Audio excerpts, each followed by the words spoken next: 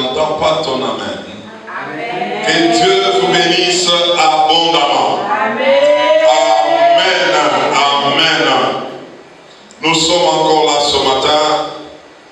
Nous, c'est le centre missionnaire Cité de Repos Gatineau.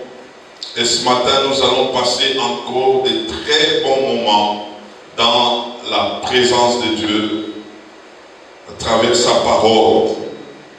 Par ta lumière, nous voyons la lumière. Nous avons comme sous-thème que nous sommes en train d'exploiter, connaître Jésus-Christ. Ah, je t'ai apporté un bon message ce matin. Nous prenons nos Bibles dans Matthieu chapitre 20, le verset 28. Matthieu chapitre 20, le verset 28. Nous allons lire quelques portions des Écritures et j'insiste souvent, la foi vient de ce que l'on entend. Et ce que l'on entend vient de la parole de Christ. Tu dois avoir ta Bible, tu dois avoir tes notes afin de lire. Pendant que tu es en train de lire, quelque chose est en train de se passer dans ta vie. Matthieu chapitre 20 et le verset 28, nous lisons. C'est ainsi que le Fils de l'homme est venu, non pour être servi, mais pour servir et donner sa vie comme la rançon de plusieurs. Amen. Jean chapitre 3, verset 22 à 28 et puis le verset 31. Jean chapitre 3. Nous allons prendre le verset 22 à 28 et puis le verset 31. Nous lisons. Après cela, Jésus, accompagné de ses disciples, se rendit dans la terre de Judée. Et là, il demeurait avec eux, il baptisait. Jean aussi baptisait à un homme, près de Salim, parce qu'il y avait là beaucoup d'eau. Et on y venait pour être baptisé, car Jean n'avait pas encore été mis en prison. Or, il s'éleva de la part des disciples de Jean une dispute avec un juif touchant la purification. Il vint trouver Jean et lui dire, Rabbi, celui qui était avec toi au-delà du Jourdain, là où Jean avait baptisé Jésus, et à qui tu as rendu témoignage, il parlait de Jésus à Jean. Voici, il baptise, et tous vont à lui. Là, ce sont les disciples de Jean qui parlent à Jean de ce que Jésus faisait. Mais écoutez le verset 27. Jean répondit, un homme ne peut recevoir que ce qui lui a été donné du ciel. Soulignez ça. Soulignez ça, je vais t'expliquer ça aujourd'hui. Verset 28. Vous-même m'êtes témoin que je dis, je ne suis pas le Christ, mais j'ai été envoyé devant lui. Et le verset 31, celui qui vient d'en haut est au-dessus de tous. Celui qui est de la terre est de la terre. Et il parle comme étant de la terre. Celui qui vient du ciel est au-dessus de tous. Amen. Ah, ce sont des paroles très fortes. Nous lisons encore Luc, chapitre 13, verset 31 à 33. Luc 13, verset 31 à combien? 33. Ce même jour, quelques pharisiens vinrent lui dire, va-t'en, pars d'ici, car Hérode veut te tuer. Il leur répondit, allez et dites à Séléna, c'est Jésus qui parle ici, voici je chasse les démons et je fais des guérisons aujourd'hui et demain et les troisième jour j'aurai fini. Aïe, aïe, aïe, aïe, aïe. On on va comprendre ça. Mais il faut que je marche aujourd'hui, demain et les jours suivants. Combien de jours? 3 jours. Car il ne convient pas qu'un prophète périsse hors de Jérusalem. Nous prenons Galates chapitre 1, versets 3 à 5.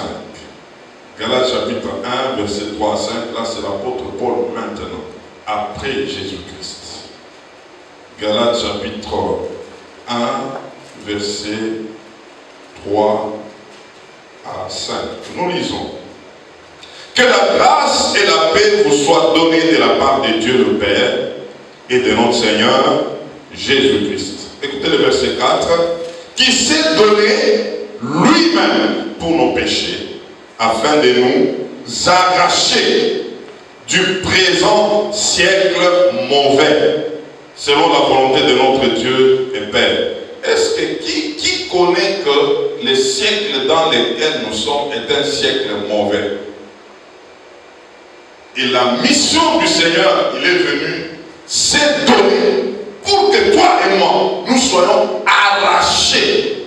Vous savez, quand on veut arracher quelque chose, c'est comme on est en train de les détacher, couper.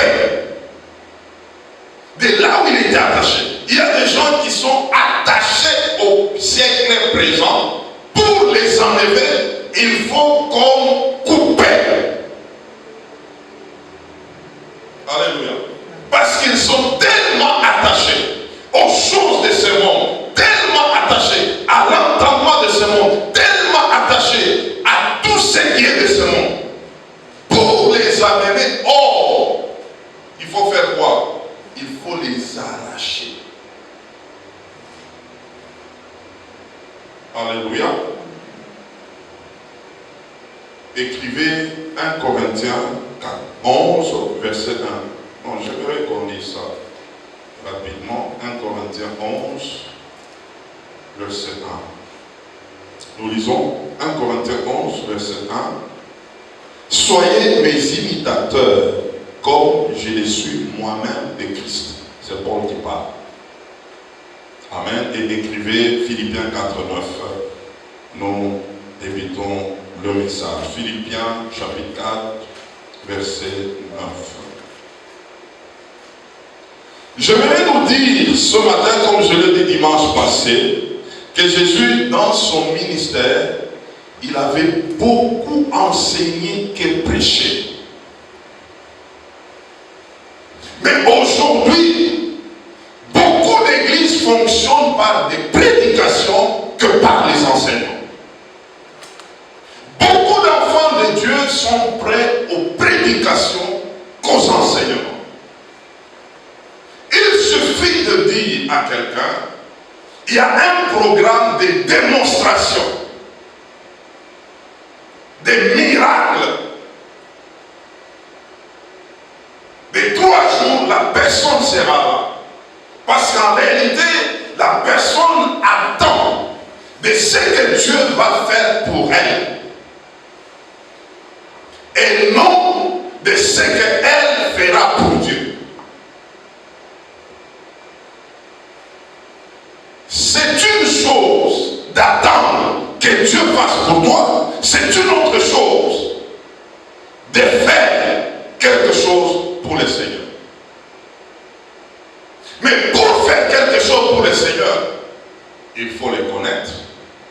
Et il faut savoir c'est à quoi on a été appelé. Alléluia. Comprenons bien les choses.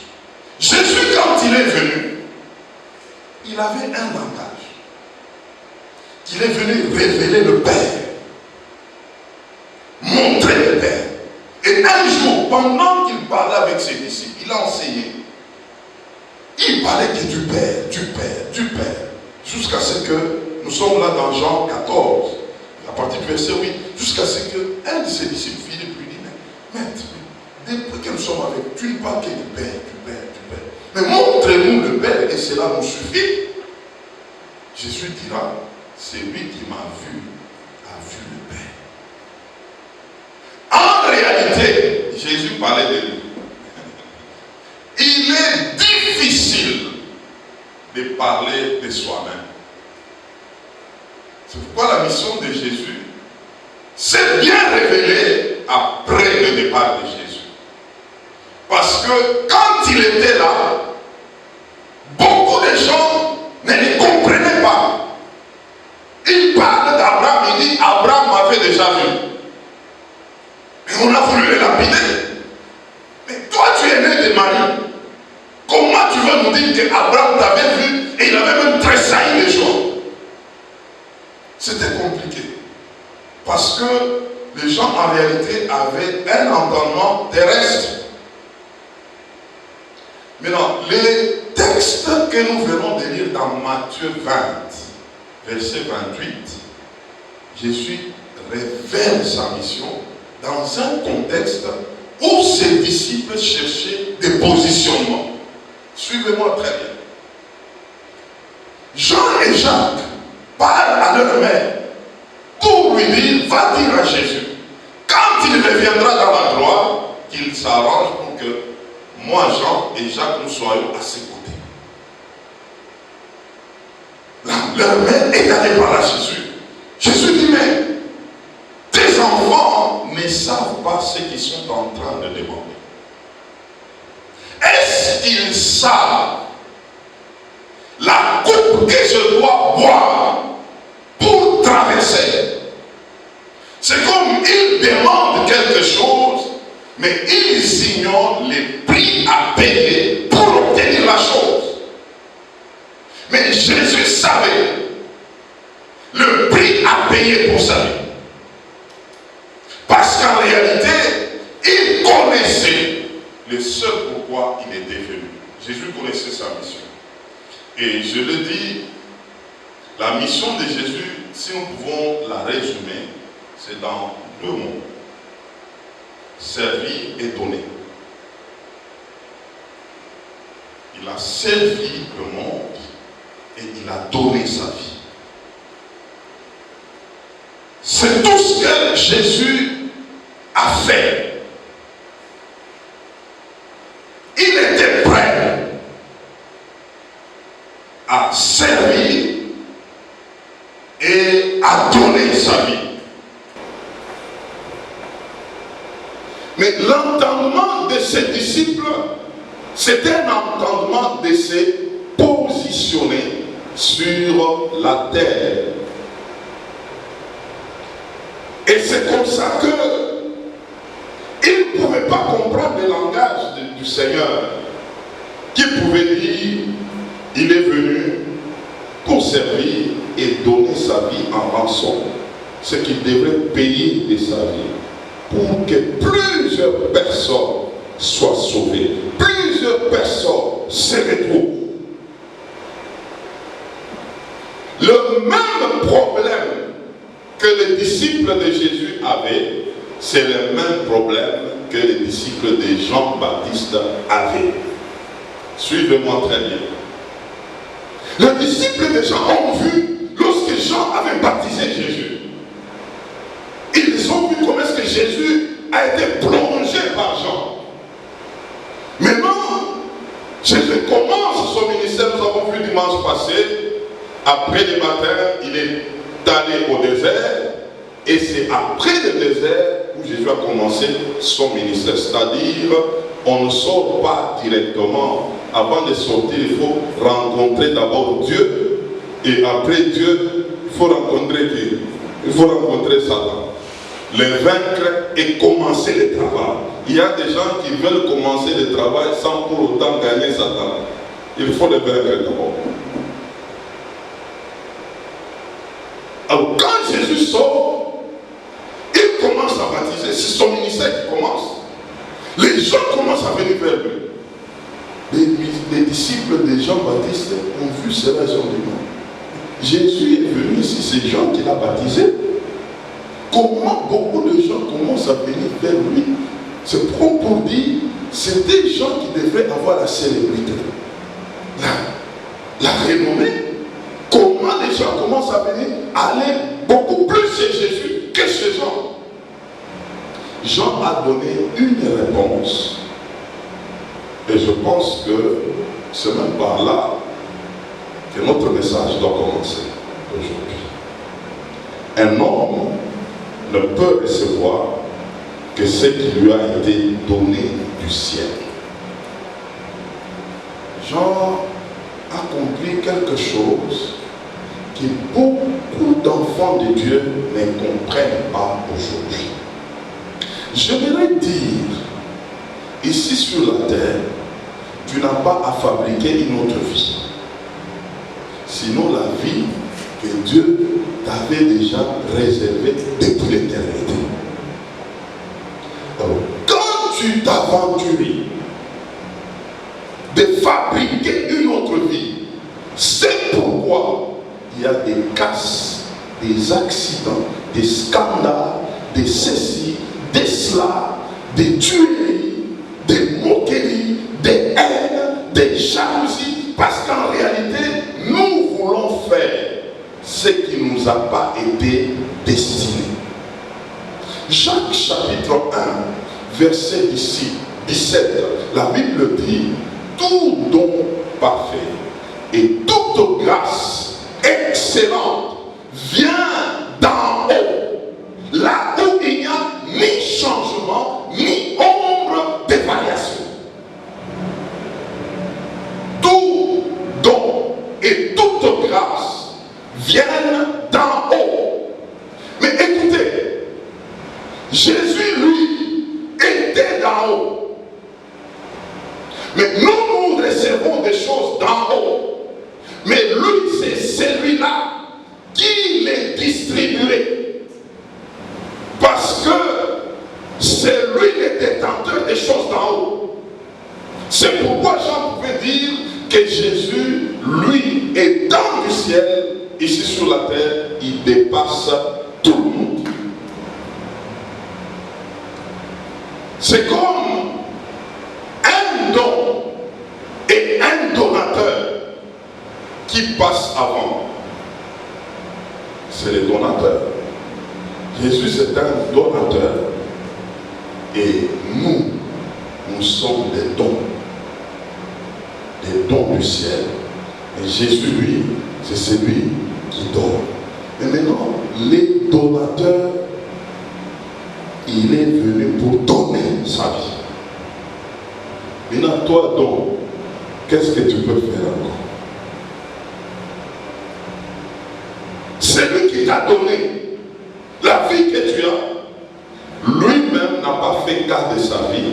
Il a même donné cette vie qu'il avait. En réalité, c'est un message fort de la part du Seigneur lorsqu'il est descendu ici sur la terre pour donner de sa vie.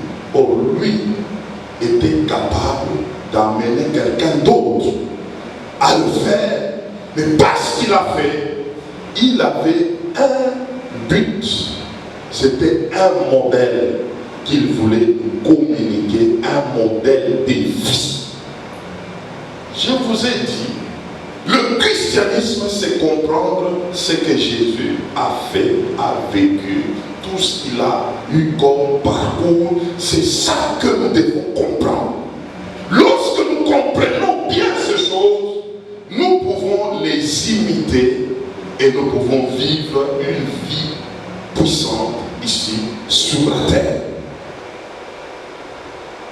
Jésus avait des déclarations fortes, comme dans Jean chapitre 5, verset 19 et le verset 30. Il est en train de dire qu'il est venu sur la terre pour faire la volonté de celui qui l'a envoyé et accomplir son œuvre. Dans Jean 4, 34, il dit ma nourriture est de faire la volonté de celui qui m'a envoyé et d'accomplir son œuvre.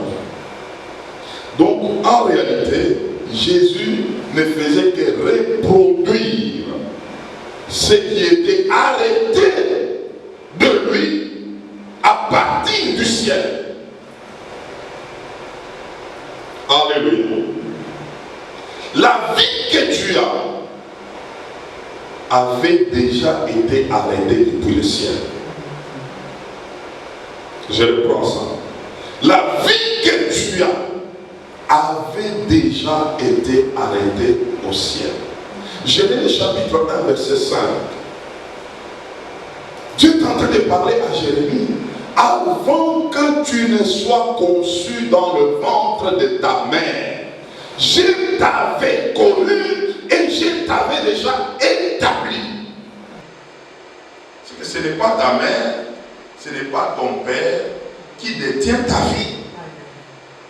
Celui qui détient ta vie, c'est Dieu. C'est lui qui t'avait conçu depuis l'éternité, c'est Dieu.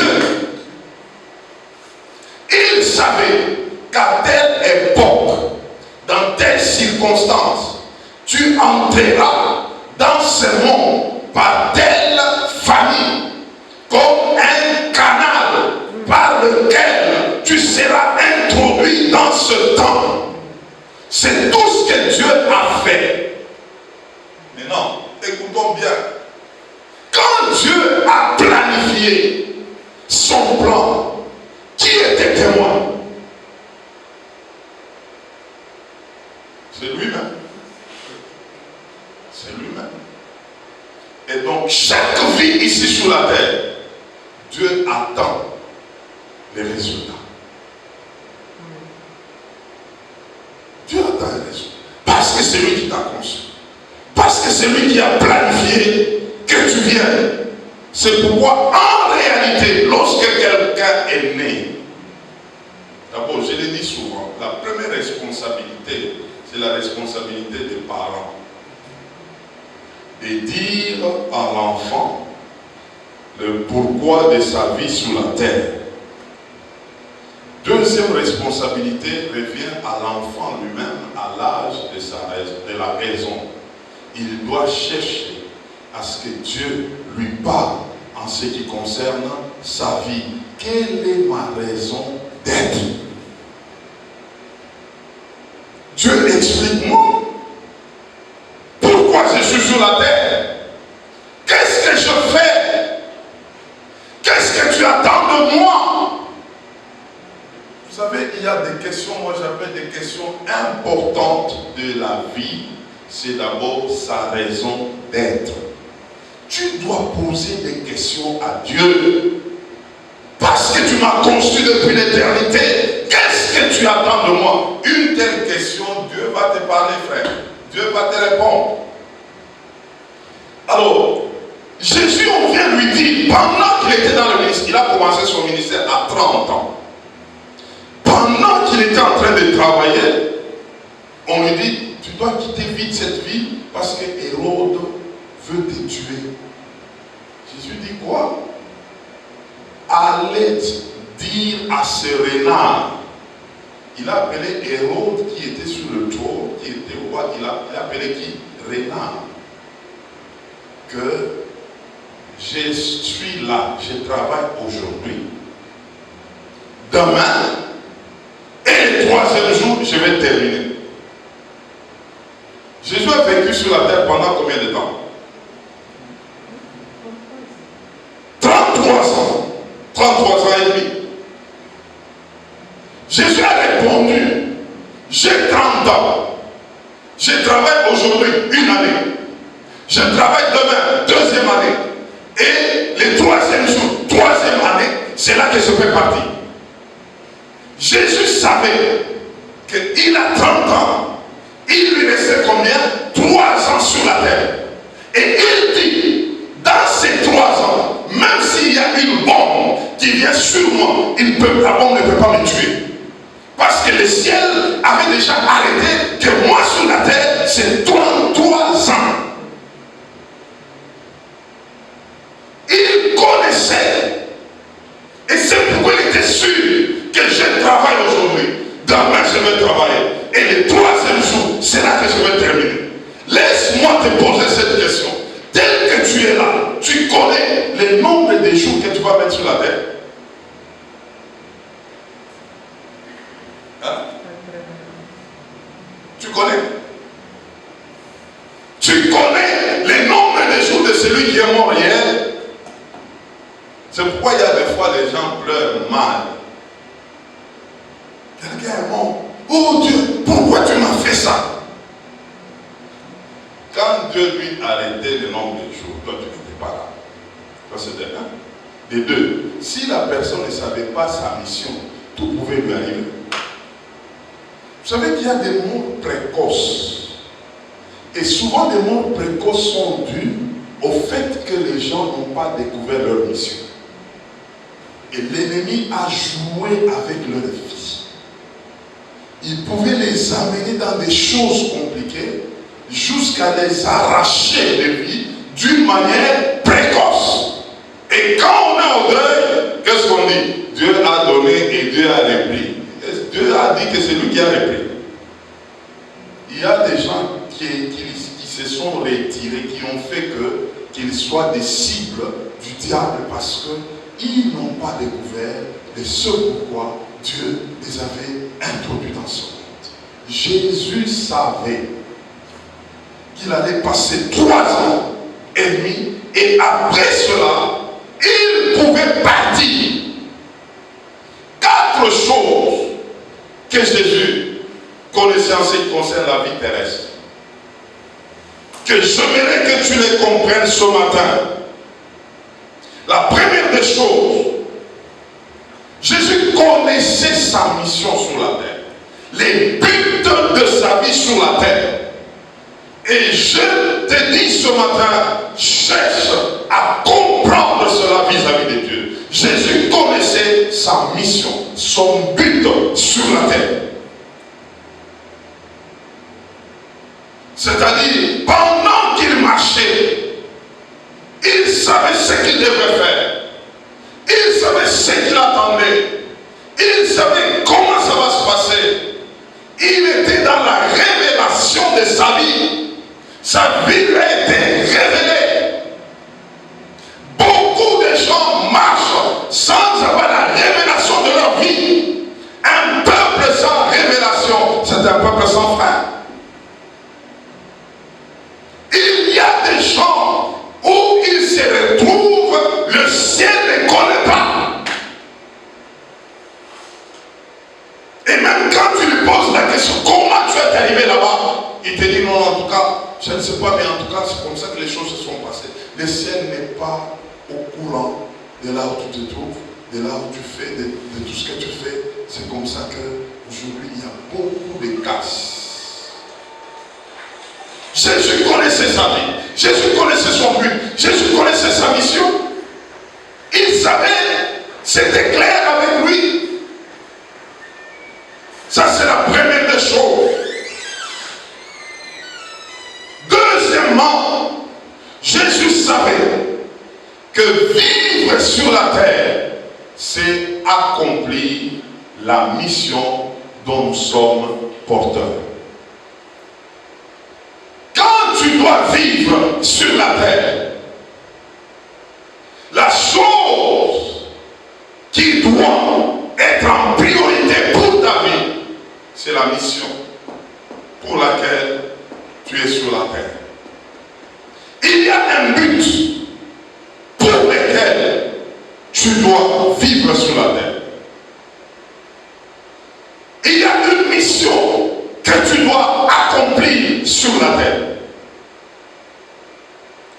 Dieu, en t'introduisant sur la terre, il avait préparé cela. C'est lui qui avait arrêté cela d'avance. Et donc, quand on peut dire à quelqu'un que la personne est en train de vivre, c'est-à-dire la personne est en train d'accomplir ce pourquoi Dieu l'avait introduit dans ce monde. C'est sa vie. Alors, combien de gens se soucient à ça? Que ce que je fais, je suis en train de répondre à une mission. Je suis en train d'accomplir la volonté de celui qui m'avait envoyé. C'est ce que Jésus ne cessait de dire. Je ne fais rien de moi-même. Ce que je peux faire, c'est faire la mission pour laquelle Dieu m'a amené sur la terre.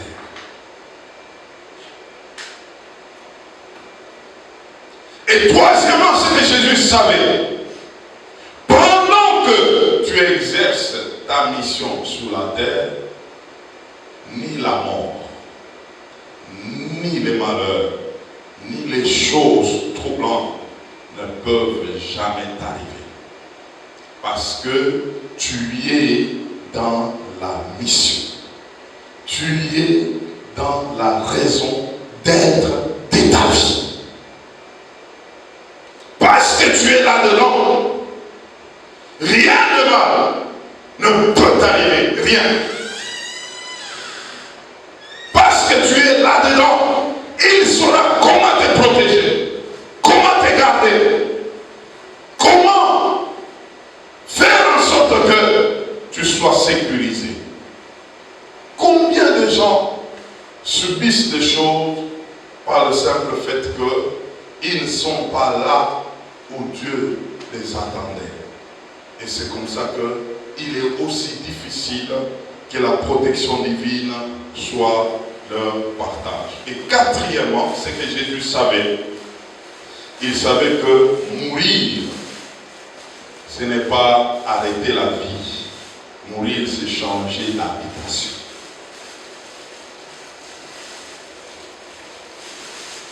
Alléluia. Mourir, ce n'est pas arrêter la vie, mais mourir, c'est changer d'habitation. C'est pourquoi Jésus, quand il parlait de sa mort, il parlait du retour de là où il était. Il ne parlait pas de quelqu'un qui doit arrêter sa vie. C'est pourquoi il était même pressé de dire, il vous est avantageux que je m'en aille, que je parte. Partir, c'était ça pour lui, mourir. Rentrer là où il était.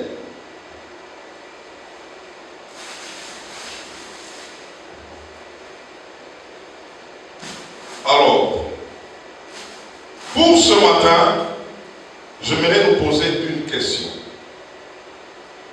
Comment vivre comme Jésus? C'est-à-dire, servir et donner sa vie. D'abord, est-ce que quand tu vis là, tu vis dans le sens de servir et de donner ta vie? C'est ça même le problème. Beaucoup vivent pour eux-mêmes. Et d'ailleurs, le réflexe c'est que qu'est-ce que Dieu va faire pour moi? Qu'est-ce que Dieu va accomplir pour moi? Mais quand on doit te dire sers Dieu, quand on doit te dire vis pour Dieu, quand on doit te dire c'est à toi de se donner, qu'est-ce que tu vas faire? Comment tu vas servir? Comment tu vas le faire? Ça va se passer comment? C'est ça le problème. C'est tout ce que nous pouvons rechercher maintenant, ici. Alors, j'aimerais souligner une chose que Jésus savait qu'il nous manque aujourd'hui. Jésus savait que pour servir, il faut se donner. Pour servir, il faut se donner. Et comment il fallait se donner? Jésus devait expérimenter quoi? La croix. C'était les lieux du sacrifice de Jésus. L'endroit du sacrifice de Jésus. Cet endroit s'appelle quoi? La croix. Tout ce que Jésus faisait sur la terre, il était fixé sur la croix. C'est comme pour dire, si je n'accomplis pas le travail de la croix, je n'ai rien fait. En même temps, il guérissait les malades, il purifiait les lépreux, il faisait autant de bien aux gens. Mais tant qu'il n'était pas encore sur la croix, Jésus ne s'était pas encore donné. Alors écoutez-moi très bien. Quand Jésus est monté sur la croix, c'est là qu'il a accompli la mission de se donner. et il pouvait dire que tout est accompli.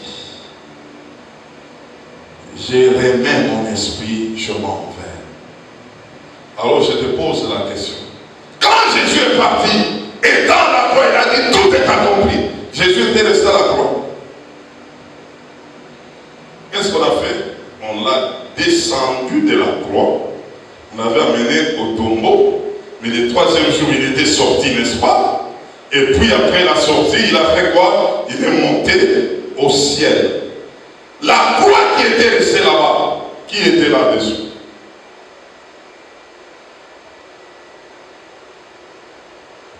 Qui était resté là? La croix était restée vide, n'est-ce pas? Vide.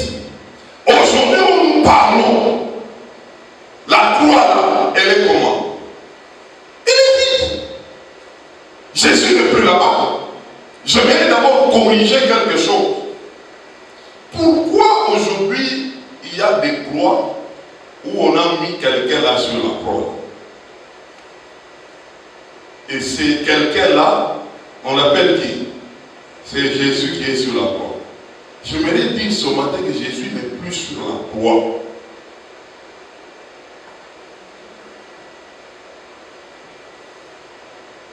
Jésus n'est plus sur la croix. Jésus est à la droite du Père en train d'intercéder pour toi et pour moi. Pourquoi il intercède? Pour que toi et moi, nous puissions monter aussi sur la croix.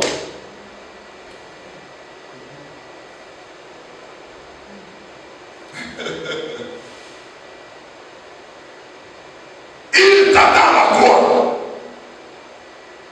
Il t'a montré l'exemple de pour donner sa vie.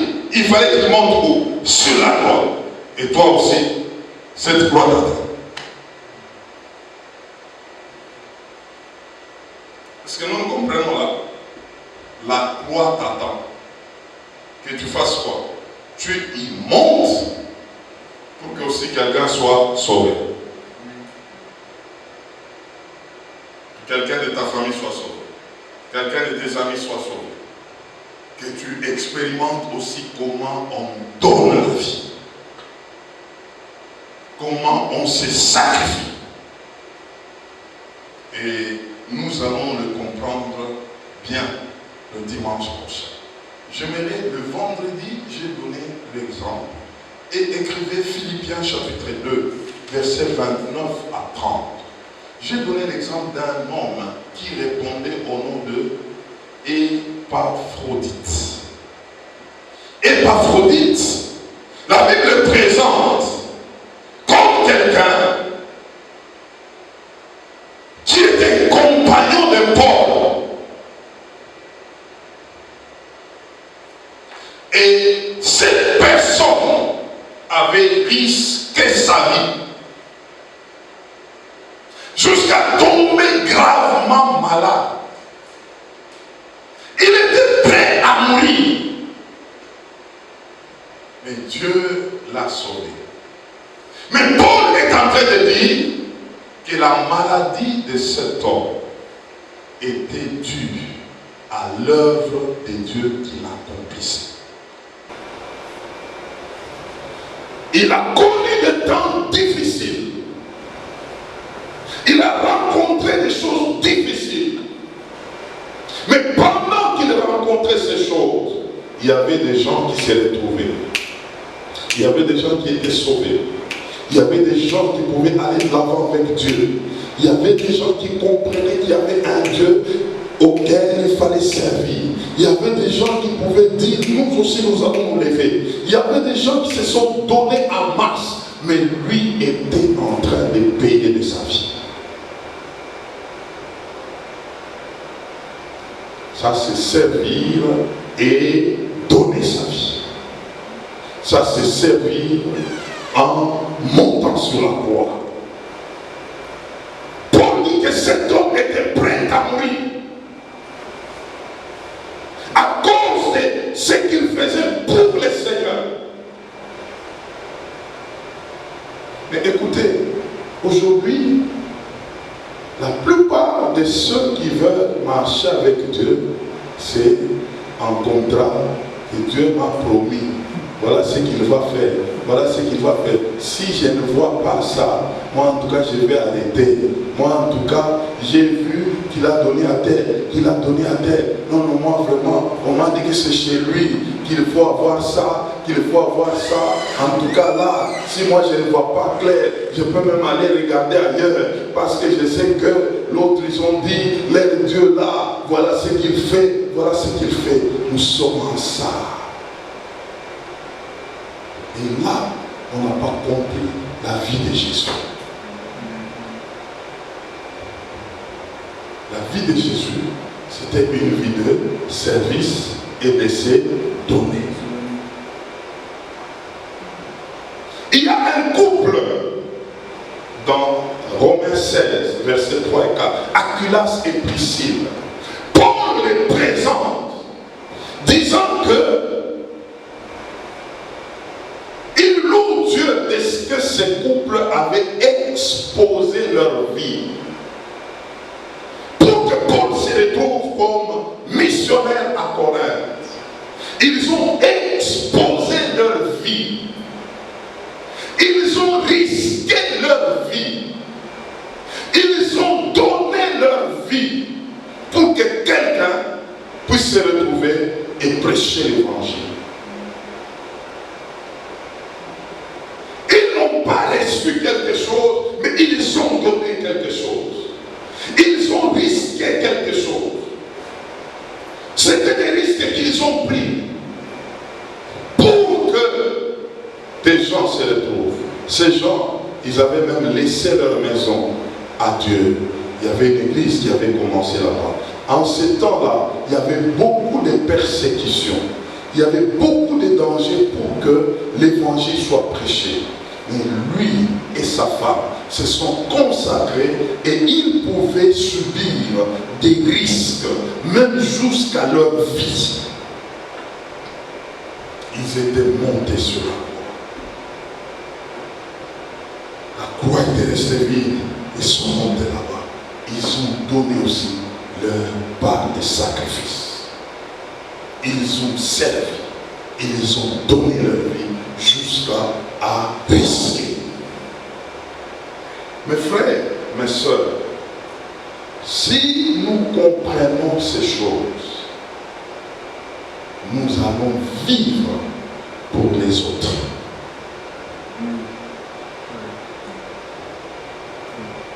Et quelqu'un qui commence à vivre pour les autres, Dieu ne peut jamais l'abandonner. On a renversé la pyramide aujourd'hui. Les gens ont tendance à dire, quand il va vers Dieu, c'est pour qu'il soit servi par Dieu. Mais en réalité, je suis en train de bouger un peu la tête de plusieurs. On ne vient pas chez Dieu pour être servi par Dieu. On vient chez Dieu pour découvrir la mission pour laquelle Dieu avait placé en toi et commencer à faire cette mission. Lorsque tu fais cette mission, tu sers Dieu. Et en servant Dieu, la finalité, c'est de donner ta vie. C'est pourquoi Jésus a dit, celui qui perdra sa vie, la retrouvera. Qui peut réaliser aujourd'hui qu'en faisant ce qu'il fait avec Dieu, il est en train de perdre sa vie? C'est ce qui manque à plusieurs. Il y a des gens qui servent Dieu, ils ont leur vie là. Moi, je ne peux pas perdre ma vie. Moi, je suis avec ma vie. Je gère ma vie. Je marche avec ma vie, mais sans la perdre. Perdre la vie, ça veut dire ne plus avoir le contrôle de sa vie. Il a laissé entre les mains de Dieu, faire ce que Dieu a demandé que tu fasses. Et il dit, oui, tu vas la retrouver. Tu retrouveras cette vie. Retrouver cette vie, c'est quoi? Avec Dieu, tu ne peux pas rester en retard. Lorsque tu as suivi le chemin dans lequel lui, Dieu, t'a placé. Il connaît les tenants et les aboutissants. Tu te laisses à lui. Tu lui donnes sa vie. Bien-aimé, tu vas te retrouver. Tu vas te retrouver. Nous avons changé beaucoup de choses aujourd'hui. Dieu est devenu comme un donneur de pain,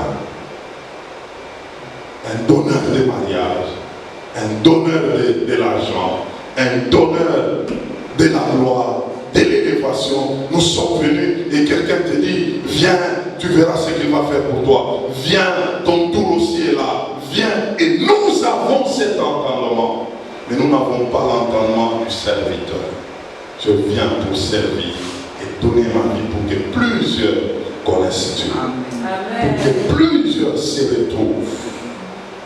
Cet entendement est en train de se perdre.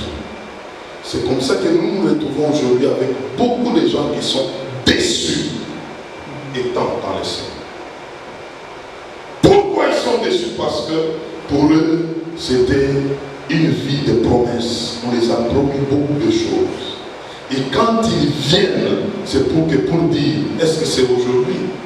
Est-ce que c'est demain? Et quand on ne voit pas aujourd'hui, on ne voit pas demain, et après-demain, qu'est-ce qu'on va dire? En tout cas, moi, je suis fatigué, je préfère quoi? Abandonner. Mais quand nous venons pour servir et donner nos vies, il y a quelque chose que Dieu fait là dedans. Et la chose, je vais clôturer, elle se trouve dans Exode 23, 25 à 26. Exode 23, 25 à 26. J'aimerais lire avec vous ce passage. Vous servirez l'Éternel, votre Dieu. Vous servirez. Ce n'est pas que Dieu vous servira. C'est vous qui allez servir Dieu.